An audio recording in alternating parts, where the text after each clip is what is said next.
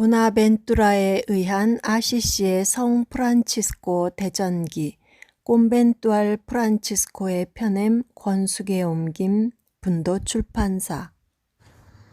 제1부 제11장 성경에 대한 이해력과 예언의 영. 1. 성 프란치스코는 성경을 결코 공부한 적은 없었다. 그러나 지치지 않고 기도에 전념함과 덕을 끊임없이 실천한 것이 그의 영적 안목을 정화시켰으며, 따라서 그의 예리한 지성은 영원한 빛의 광휘에 가득 찼으며 성경의 깊은 뜻을 꿰뚫었다. 그의 뛰어난 재주는 그 신비들의 중심을 꿰뚫었으며 애정에 가득 찬 사랑으로 신학자들이 그들의 지식으로도 들어갈 수 없는 영역으로 들어갔던 것이다. 일단 성경에서 무언가 읽고 그 의미를 이해하게 되면 그는 그것을 기억에 새겨놓았다. 그가 한번 조심스럽게 뜻을 파악한 것은 무엇이나 계속해서 묵상하였다. 수사들이 그에게 수도원에 들어오려는 학식 있는 사람들이 성경 연구를 계속하도록 허락할 것인지 물었을 때 그는 이렇게 대답했다. 공부보다 기도를 더욱 많이 하셨다는 그리스도의 모범을 따라 그들이 기도를 게을리 하지 않는다면 상관하지 않겠소. 그들은 단지 말할 무언가를 얻기 위해 공부해서는 안 돼요. 그들은 배운 것을 실천하기 위해서 공부해야만 하며 또한 다른 사람들도 그와 같이 하게 격려해야만 하오. 나는 나의 형제들이 복음의 참된 제자들이 되고 우리 주님 스스로 하나의 구절 속에 결합시킨 두 가지, 즉 비둘기의 단순함과 뱀의 기질을 분리시키지 않고 단순함 안에서 성장할 수 있는 진리의 지식을 쌓아가길 바라오. 2. 성 프란치스코는 시에나에서 신학자인 한 수도자로부터 어려운 질문을 많이 받았다. 그가 신적인 지혜의 비밀을 매우 명백히 설명하는 것을 보고 그 학자는 놀라 외쳤다. 그의 신학은 우리의 지식이 땅을 따라 기어다니고 있을 때 순결과 묵상의 날개로 마치 전속력으로 날고 있는 독수리처럼 높이 날고 있어. 프란치스코는 경험이 많은 교사는 아니었으나 그렇다고 지식이 모자라는 것은 아니었다. 그래서 그는 의심스러운 문제들을 해결할 수 있었고 그것의 함축된 내용을 밝혀 보여주었다. 그가 성경을 이해하도록 하느님으로부터 지혜를 얻었다는 사실에는 아무런 이상할 것이 없다. 그리스도와 완전히 일치해서 그는 성경 속에 담겨 있는 진리를 실천했으며 또한 성령이 풍부히 스며들므로써 마음에 그것의 저자를 품고 있었다. 3. 성 프란치스코는 미래를 예견하고 마음의 비밀을 읽을 수 있을 정도의 예언의 능력을 지니고 있었다. 그는 자기가 없을 때 무엇이 일어났는지 마치 그것이 현재인 것처럼 알 수 있었다. 그리고 그는 종종 멀리 있는 사람들에게 나타났다. 그는 크리스찬 군대가 다미에타를 포위하고 있을 때 그는 전쟁의 무기가 아닌 믿음의 무기를 지니고 함께 있었다. 이들이 공격을 준비하고 있다는 말을 들었을 때 그는 매우 걱정하며 동료에게 말했다. 만일 저들이 오늘 행동을 개시한다면 그것은 크리스찬 쪽에게 나쁠 것이라고 하느님은 나에게 계시하셨소. 그러나 내가 그렇게 말하면 그들은 나를 바보라고 말할 것이요. 또한 내가 그 사실을 말하지 않으면 나의 양심이 나를 쉬게 하지 않을 것이요. 당신은 내가 어떻게 해야 된다고 생각하시오? 그의 동료는 대답하였다. 형제여, 비난받는 것에 대해 염려하지 마시오. 당신이 바보라고 불리는 것이 처음은 아니지 않습니까? 당신의 양심에 순명하여 인간보다는 하느님을 더 생각하십시오. 이 소리를 듣고 성인은 일어서서 뛰어 크리스찬 군대로 가서 전쟁에 참전하지 말 것과 그렇게 하면 전쟁에 질 것이라 충고를 전했다. 그의 예언은 진실하였으나 그들은 그것을 가소롭게 여기고 되돌아가길 완강히 거절했다. 그들은 전진에 나아가 적과 전쟁을 벌이게 됐다. 그러나 그들은 패하여 그 전쟁은 승리는커녕 치욕으로 끝났다.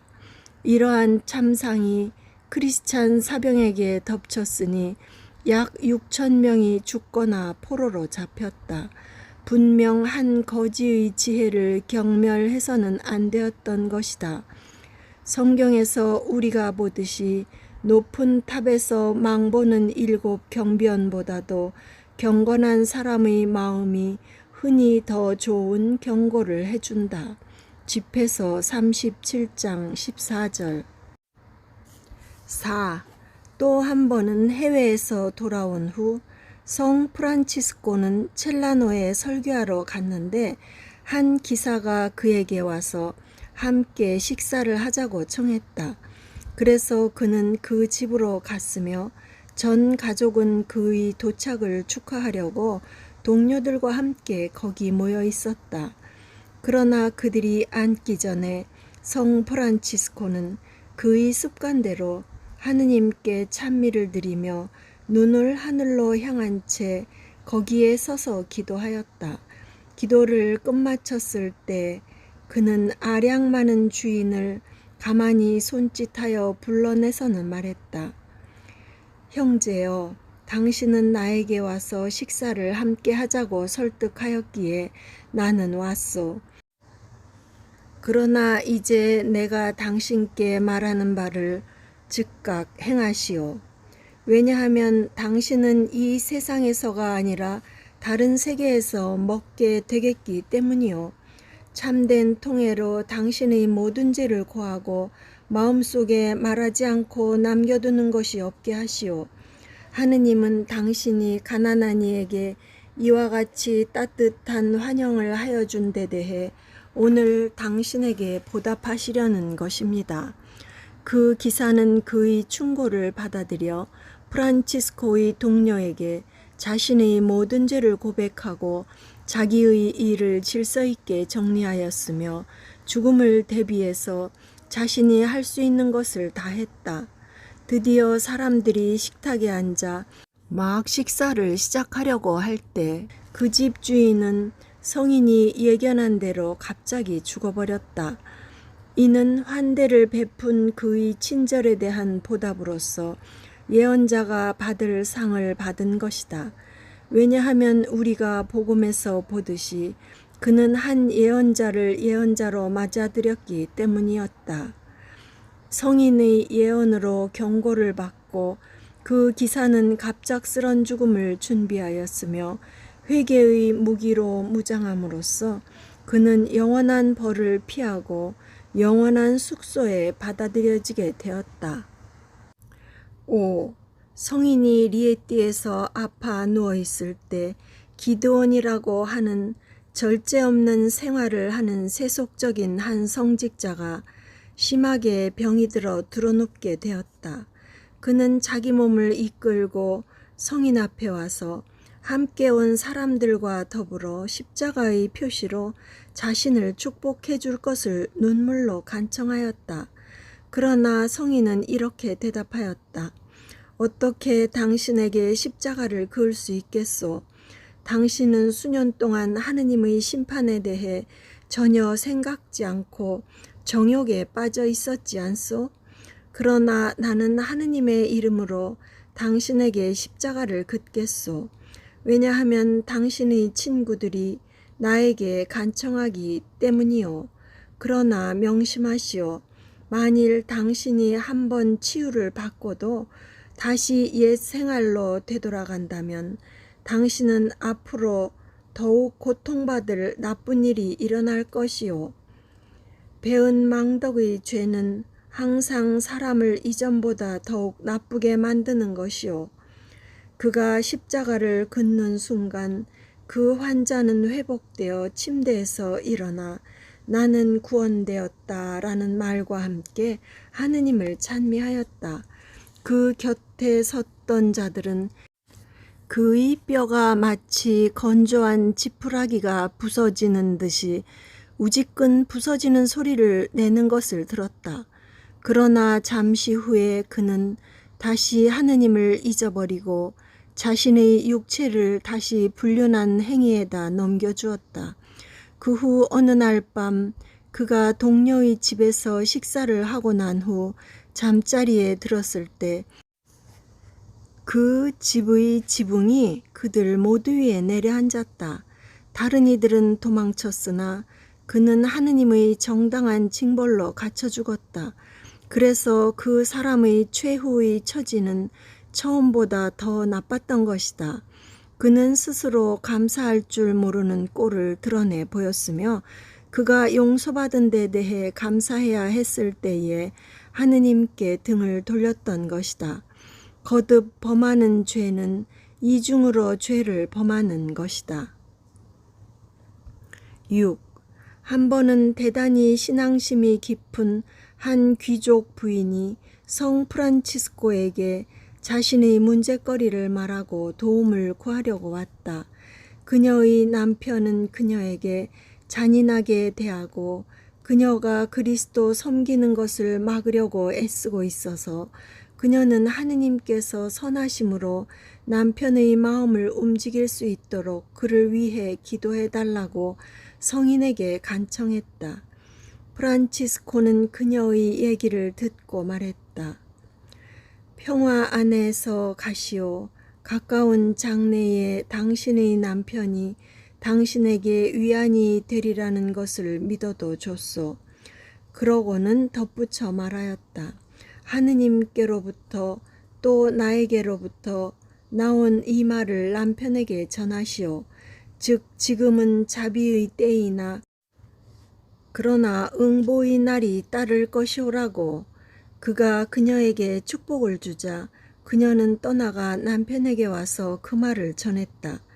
바로 그때 거기에 성령이 그에게 내려와 그는 새 사람이 되어 점잖게 우리 함께 하느님을 섬기며 우리의 영혼을 구합시다 라고 대답하였다.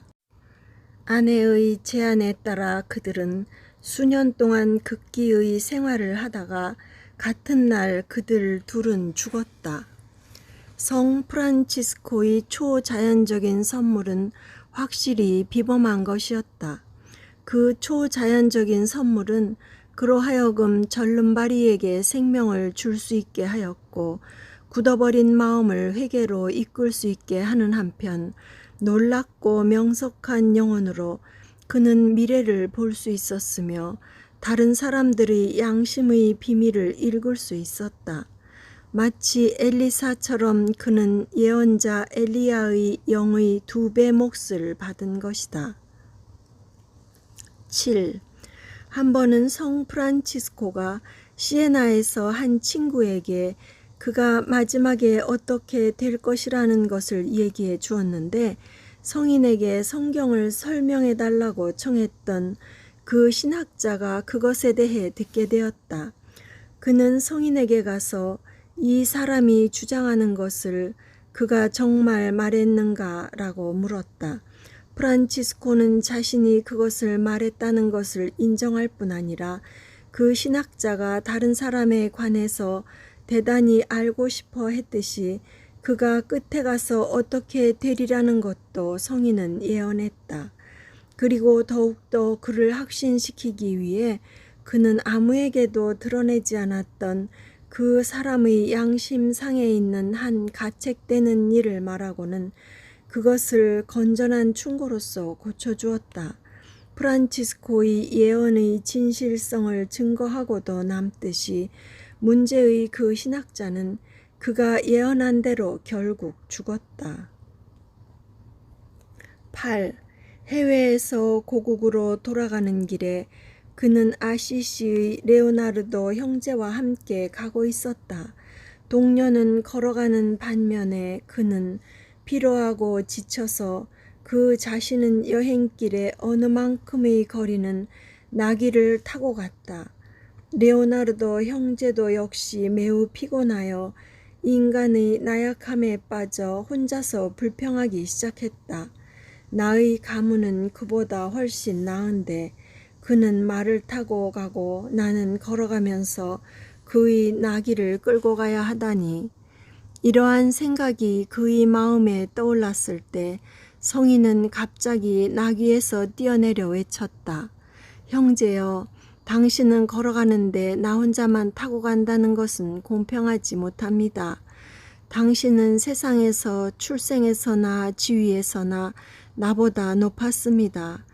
이에 레오나르도 형제는 놀라고 당황해서 어쩔 줄을 몰랐다.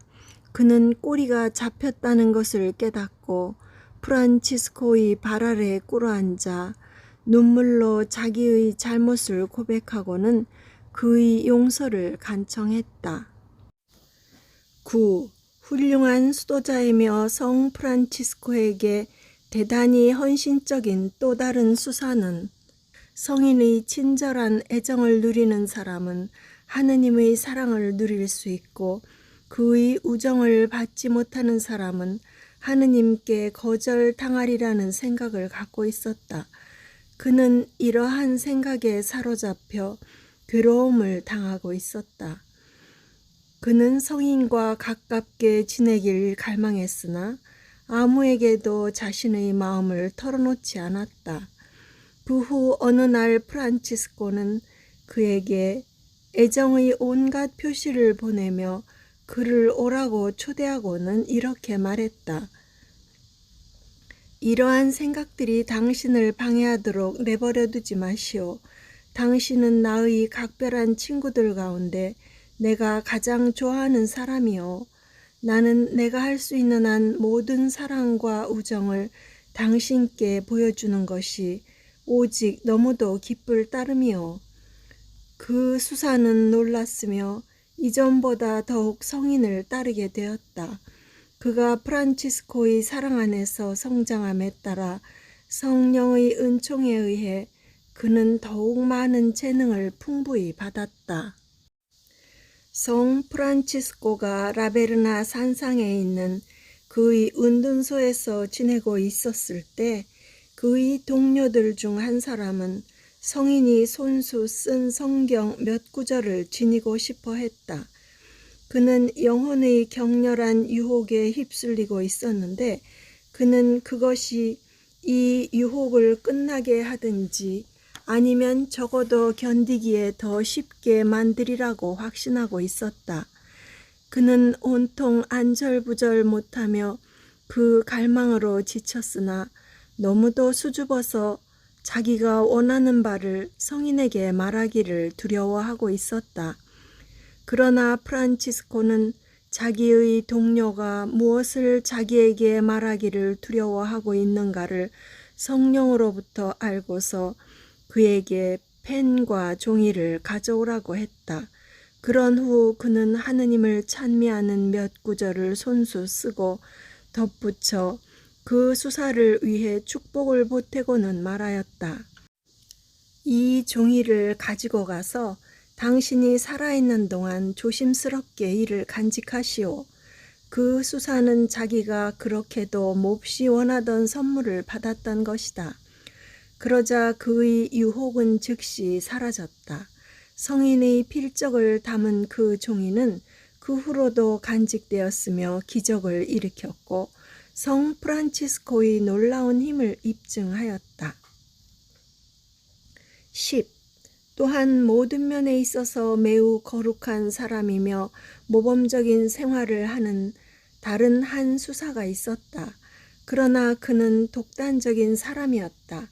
그는 모든 시간을 기도하며 보내고 너무도 신중히 침묵을 지켜 고백도 말로써가 아니라 표시로 항상 하였다.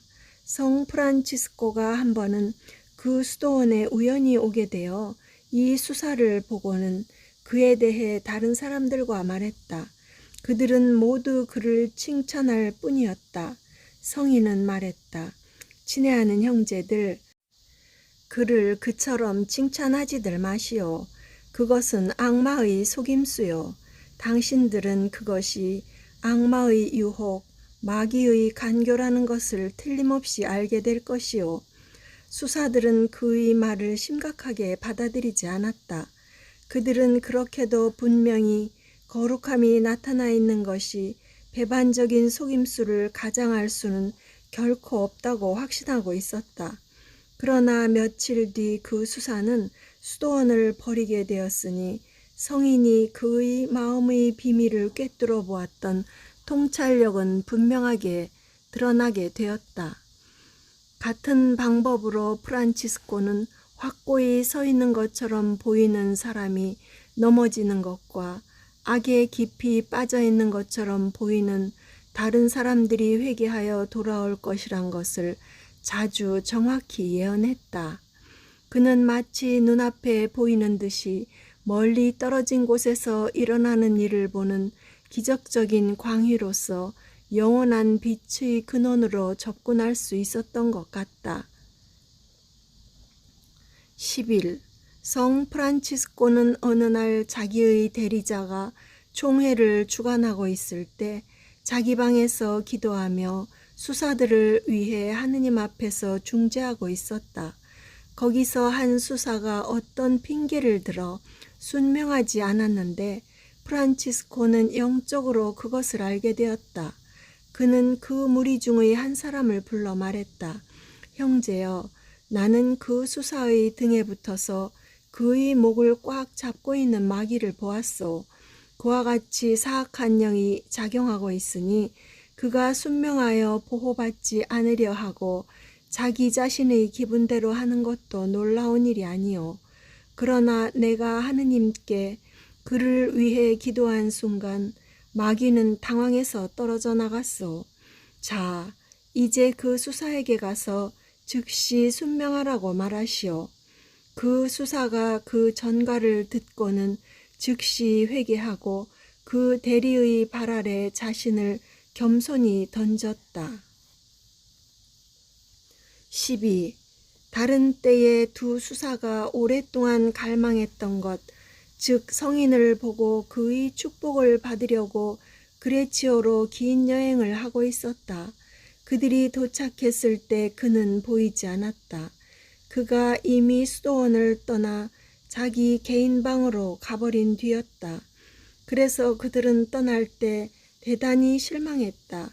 그러나 그들이 길을 따라 내려갔을 때 성인은 예기치 못하게 자기 방에서 나와서 그들 등 뒤에서 그들을 불렀다. 그들이 도착했던 것과 떠났다는 얘기를 그는 그 누구에게로부터 들었을 리 만무했을 것이다. 그러나 그는 그들이 원하던 대로 그리스도의 이름으로 십자가를 그으며 그들을 축복해 주었다. 13.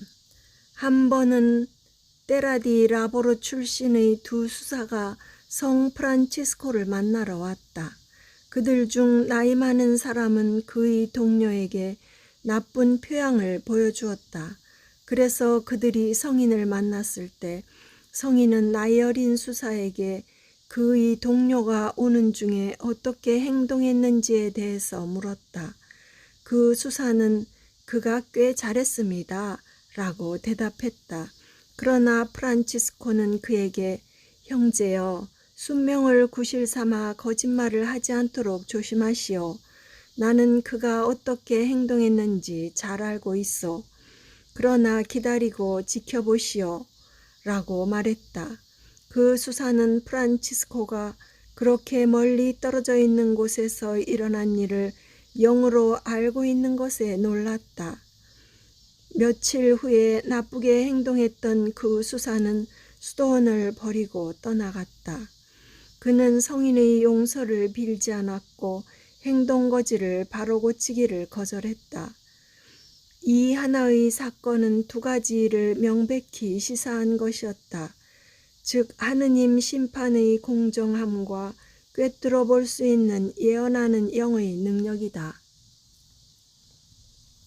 14. 하느님의 능력으로 프란치스코가 함께 있지 않는 사람에게 사람의 형태로 나타났다는 사실은 앞장에서 서술한 내용으로 확실히 증명되었다.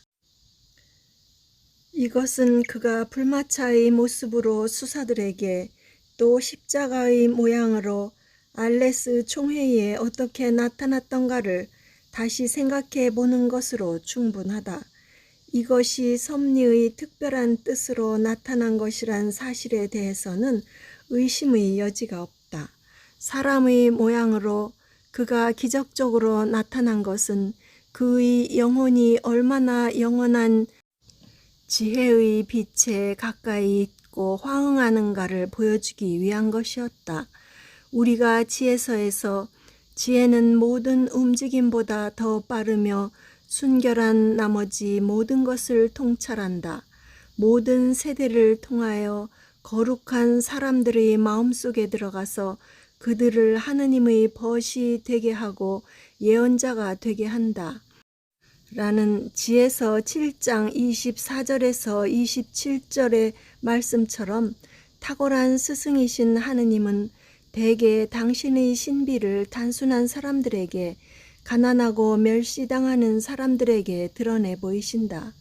우리는 이 사실을 무엇보다도 가장 위대한 예언자였던 다윗의 경우에서 그 다음엔 12 제자들의 왕자인 성 베드로에게서 볼 수 있다. 그리고 지금 우리는 이를 다시 한번 그리스도의 가난한 거지인 프란치스코의 경우에서 다시 한번 보는 것이다.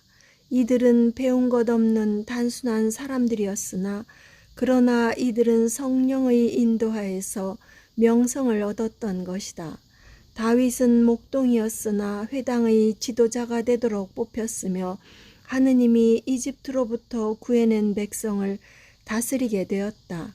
베드로는 어부였으나 교회인 그물에 많은 신자들을 채우도록 뽑혔다. 프란치스코는 상인이었으나 그리스도를 위해 가진 것을 모두 팔아 복음 생활인 진주를 사게 정해져 있었다.